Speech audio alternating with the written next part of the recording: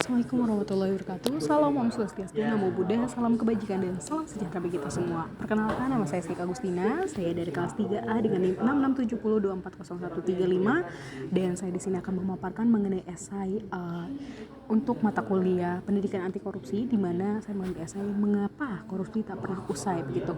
Nah, korupsi masih menjadi tantangan besar dalam tata kelola pemerintahan Indonesia hingga saat ini, di mana meski telah lebih dari 2 dekade sejak reformasi 1998 yang membawa semangat pemerintahan bersih dan juga transparan, praktik korupsi tetap mengakar di berbagai sektor. Berdasarkan Indeks Persepsi Korupsi atau CPI 2024 oleh Transparansi Internasional, Indonesia hanya memperoleh skor 34 dari 100. Nah, menepati peringkat 115 dari 180 negara, turun dari skor 38 pada 2021. Nah, penurunan ini mencerminkan lemahnya komitmen pemerintah terhadap pemberantasan korupsi dan juga menurunnya kepercayaan publik terhadap integritas lembaga negara. Begitu. Nah, sejak berdirinya pada tahun 2002, Komisi Pemberantasan Korupsi atau KPK telah menangani lebih dari 1.500 kasus korupsi dengan pelaku dominan berasal dari pejabat publik dan juga kepala daerah. Nah, namun efektivitas lembaga ini menurun setelah revisi Undang-Undang KPK pada tahun 2019 yang membatasi kewenangan dalam penyadapan dan juga penyelidikan. Studi dari Wibiastika tahun 2024 menyebutkan bahwasannya intervensi politik terhadap KPK telah menurun efektivitasnya penegakan hukum hingga 30% dibandingkan dekade sebelumnya. Di mana selain itu fenomena judicial corruption di lembaga peradilan juga semakin memperparah kondisi karena menurunnya kredibilitas sistem hukum yang seharusnya menjadi benteng terakhir keadilan begitu.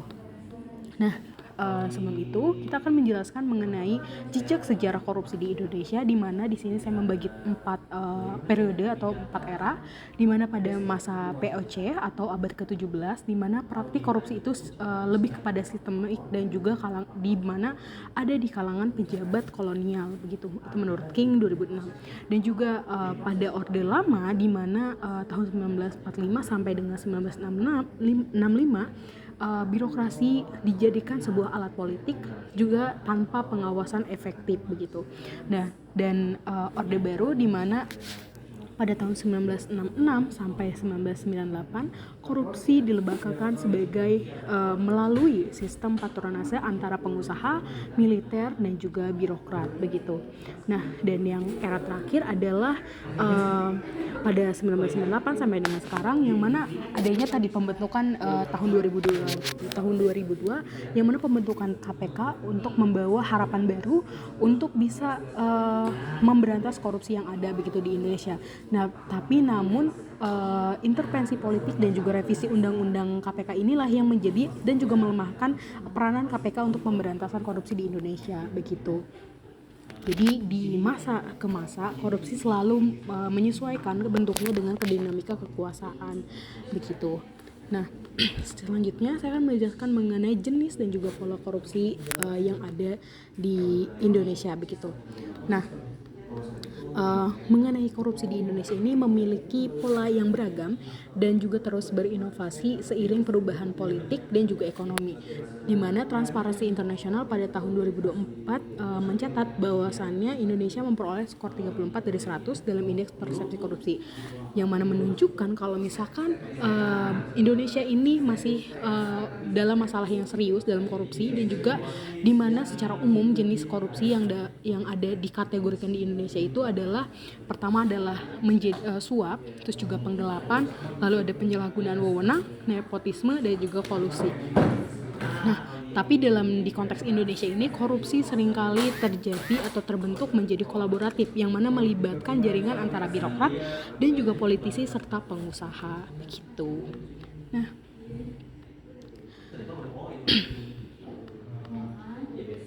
lalu di sini adalah adanya analisis dan juga kegagalan lembaga anti korupsi, di mana upaya pemberantasan korupsi di Indonesia seringkali tidak berkelanjutan karena kegagalan struktural lembaga anti korupsi dan juga lemahnya sistem politik yang menopangnya gitu. Nah, menurut teori dari Parsifal Agent, di mana korupsi terjadi ketika agen atau pejabat publik ini memiliki informasi yang lebih banyak daripada Parsifal atau masyarakat pemerintahan pusat. Nah, sehingga memungkinkan penyalahgunaan kewenangan begitu. Itu menurut Ross Achterberg 1999. Nah, dalam konteks Indonesia sendiri, hubungan ini semakin menjadi kompleks karena adanya sistem patronase politik yang lebih kuat begitu, yang mana pejabat publik seringkali lebih loyal kepada aktor politik yang mendukung karir mereka dibandingkan kepada kepentingan publik begitu. Nah, kegagalan lembaga anti korupsi inilah menjadi yang harus ditelusuri dari lemahnya independensi dan juga koordinasi antar institusi. Studi dari KPK tahun 2023 mengungkap kalau misalkan tumpang tindih kewenangan antara KPK, kejaksaan dan juga kepolisian membuat banyak kasus mandek di tahap penyelidikan. Selain itu, intervensi politik juga terhadap lembaga penegakan hukum menyebabkan penegakan hukum yang tidak konsisten. Misalkan beberapa kasus besar dihentikan tanpa alasan yang jelas setelah pergantian pejabat di lingkaran pusat. Begitu.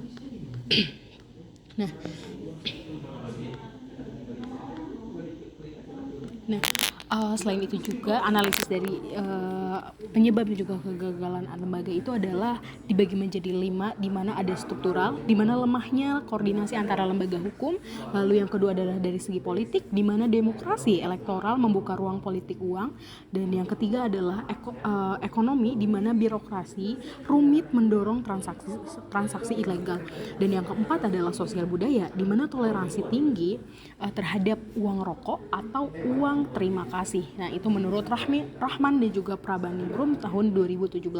Dan yang selanjutnya adalah etika pemerintahan, di mana kurangnya keteladanan moral pemimpin publik.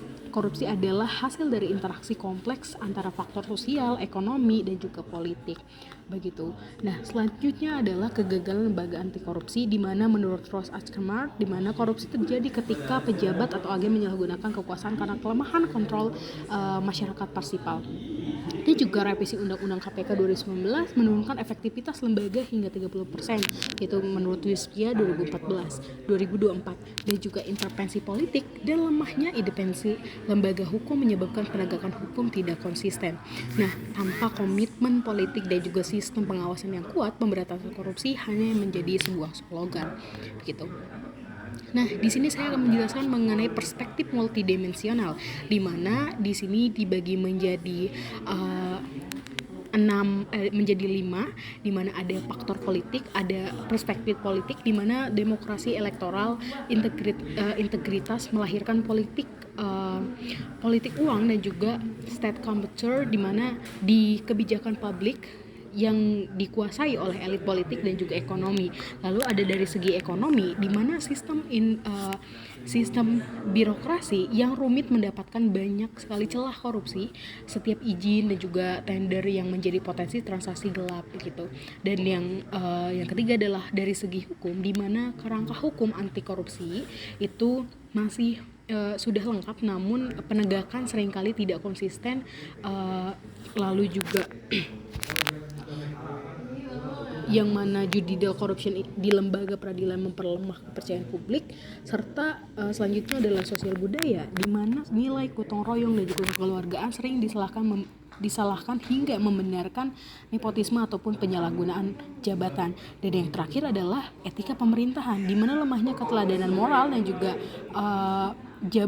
moral dan juga dari jabatan publik membuat nilai integritas sulit ditanamkan di birokrasi, menurut Dan Hardet dan juga tahun 2015.